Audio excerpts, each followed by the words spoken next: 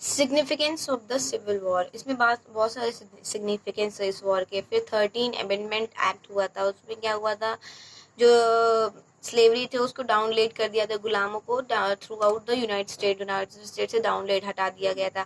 14 amendment act हुआ था जिसमें से उनकी ब्लैक्स जो थे, जो भी काले लोग थे, उनको उनकी जो सिटीजनशिप थी उनको पूरी कंफर्म कर दी गई थी। फिर 15 अमेंडमेंट एक्ट हुआ था जो कि 1870 में हुआ था, वो लोगों ने डिक्लेयर कर दिया था, जिसमें लोगों ने मना कर दिया था, anyone to right to vote on the basis of race was illegal, और लोगों का जो राइट टू वोट था वो खत्म हो गया था, इलीगली मान लिया गया था वो।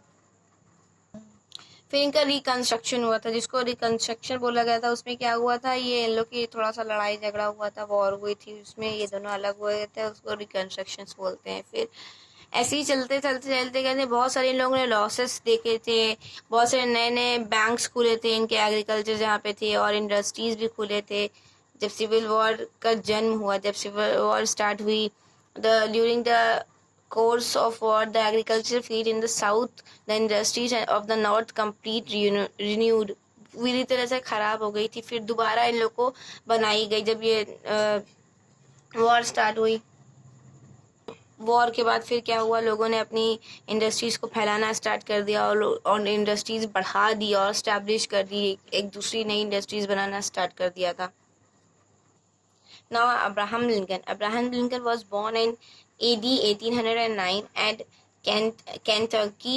Abraham Lincoln was the son of Western pioneer, जो वेस्टर्न के पायनियर योद्धा थे।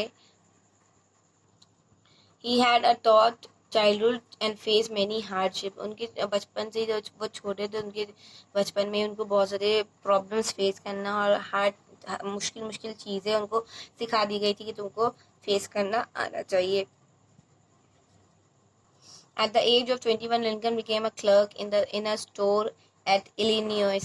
एक इलिनियस नाम का स्टोर था, उसमें लिंकन को जॉब मिली थी जो क्लर्क पोजीशन की थी।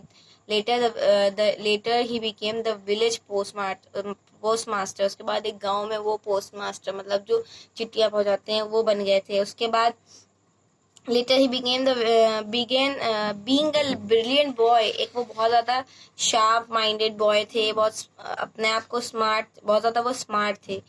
He studies law and grammar in his spare hours। जब उनके पास कुछ वक्त बचते थे, वो अपना जो है लॉज पढ़ते थे, और जो अपनी ग्रामर थी उसके लिए पढ़ाई किया करते थे, ताकि वो और आगे कुछ सीख सके। In AD 1834 he was elected to the state legislature। उसके बाद 1834 में वो स्टेट लेजिस्लेचर के लिए इलेक्ट हुए थे। He was a great orator and earned a national recognition through his speech and slavery। Orator means जो पब्लिक में अपनी स्पीच लंबी लंबी देते हो। तो उसके बाद उन्होंने जब वो स्पीच नेशन में देने लगे, तो उनको स्पीच स्लेवरी पे जो उन्होंने स्पीच दी, उसके बाद लोग उनको पहचानने लगे। और उसके बाद Abraham was elected as a president. जब ये सब हुआ, स्लेवरी के बारे में, गुलामी के बारे में स्पीच देने लगे, तो उनको जो है प्रेसिडेंट के तौर पर इलेक्ट कर दिया गया, वोटिंग दिया गया। United states of America on 16 नवंबर 1860 में वो प्रेसिडेंट बन गए थे। He played a very crucial role during the Civil War of America and skillfully guided the nation during the war। उसके बाद बाकी उन्होंने अपने जो वॉर के लोग थे उनको बहुत अच्छे से लोगों को समझाया कि किस तरह से वॉर लड़ी जाए और कैसे हम लोग को स्किलफुली इसको लड़ना चाहिए और कैसे हम लोग को जीतना चाहिए। He also succeeded in perceiving the unity of the nation. उसके बाद वो यूनिटी ऑफ द नेशन, सबकी एकता पे भी बहुत ज़्यादा वो सक्सीड अच्छी उन्होंने जीत हासिल किया था यूनाइटेड नेशन पे अपने। इसके बाद after the union army defeated the Confederate state in 1863। जब ये सब हुआ, जब वो आर्मी ने हरा दिया, लिंकन ने एक बहुत फेमस स्पीच दिया जिसका नाम गेटिसबर्ग एड्रेस था। उस स्पीच में क्या हुआ था, this speech is considered to be one of the greatest speeches in the American This speech is considered to be one of the greatest speech in America history। और ये जो speech थी अमेरिका हिस्ट्री में सबसे great speech मानी गई थी, and was also the motivation factor in establish democracy in India। उसके बाद एक बहुत ज़्यादा मोटिवेट किया था इंडिया वालों को, इंडिया के लोगों को डेमोक्रेसी राजनीति में एंटर करने के लिए। फिर in March 1863 Lincoln was re elected as a president. फिर 1863 में लिंकन को फिर से प्रेसिडेंट के लिए इलेक्ट किया गया, ऑफ अमेरिका सेकेंड टर्म, उसके बाद दोबारा ये सेकेंड टर्म में वो इलेक्ट हुए.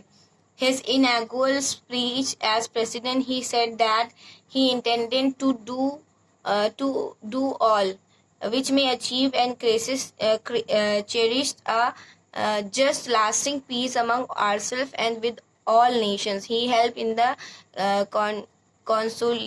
consolidations of America after the Civil War. उन्होंने फिर अपनी एक स्पीच दिया जिसमें उन्होंने बोला गया टू डू ऑल, सब कुछ करो, और वो उन्होंने अचीव भी किया उस बात पे जो उन्होंने बोला था अपने नेशन के लिए. सब कुछ उन्होंने किया. उन्होंने बहुत लोगों की मदद की अमेरिका में सिविल वॉर के बाद. अनफॉर्चुनेटली प्रेसिडेंट लिंकन वाज एसिनेटेड मतलब उनका जो पॉलिटिकल रीजन की वजह से, ये सब राजनीति की वजह से इनका किसी ने मर्डर कर दिया था, किसी ने इनका खून कर दिया था by an actor and southern patriot, जो कि एक एक्टर था और सदर्न पैट्रियट उनका था जॉन विल्केस बूथ ऑन 14 अप्रैल, जो कि 14 अप्रैल को 1865 में उनका मर्डर हो गया था.